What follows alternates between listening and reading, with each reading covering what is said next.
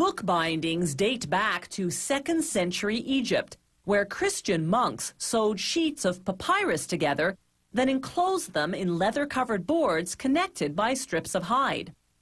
Monks in medieval Europe stitched together handwritten parchments, binding them between wooden boards often covered in leather, sometimes even embellished with gold leaf and gems. The 16th century saw the arrival of cheaper printed books with simple pasteboard bindings.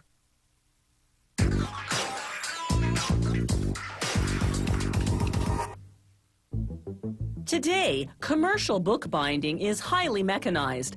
The process starts with large sheets of paper, each containing several consecutive pages of the book. A worker positions a stack of each sheet into a machine appropriately called the guillotine. Its sharp blade drops down and chops off excess paper. After trimming, the stack moves into a machine called the folder, which folds each sheet into book size with the pages in the right order. As we see here in slow motion, the machine starts by perforating the fold line.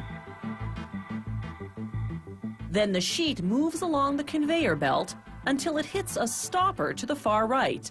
That stop position aligns the perforation between two rollers. Watch in slow motion how those rollers pull the page down, pressing a neat fold. This process repeats itself for each fold of the sheet. The result of all that folding is what's called a signature, a unit of pages in the correct order but still attached to each other. A book is made up of several signatures. Another machine now assembles them in the right sequence, along with the cover for binding. There are many different binding methods. This one is called wire stitching. As we see here in slow motion, the machine drives heavy-duty staples right through the spine of the signatures and cover. The staples are cut from steel wire that's so strong, you have to tear the book apart to remove them.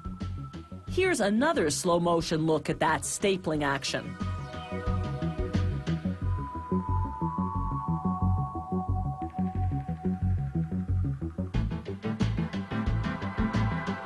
This is another binding method called perfect binding. First, a scanner ensures the pages are in order. Then the covers go on. With traditional book binding, they sew these components together. In the perfect bind process, they glue them together.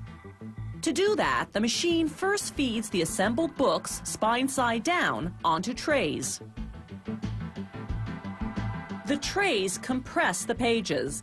Then a saw underneath cuts off the folds, detaching the pages from each other along the spine.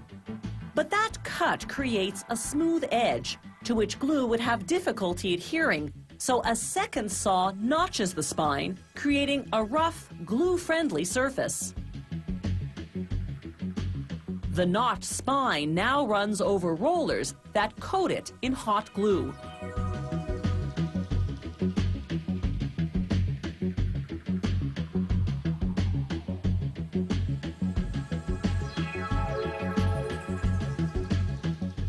Finally, two conveyor belts merge. One with the book's pages, assembled with a notched and glue-coated spine, and the other with the book's cover. The machine presses the cover onto the spine.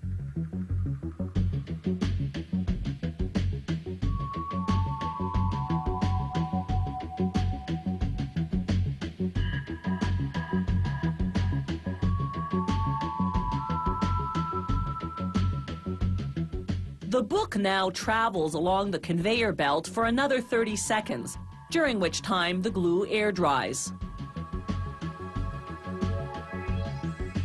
By this stage of the process, with either binding method, most pages on the unbound sides of the book are still attached by folds. So to separate the pages, the books go through a machine called a 3-knife trimmer. It cuts the folds off the 3 sides simultaneously.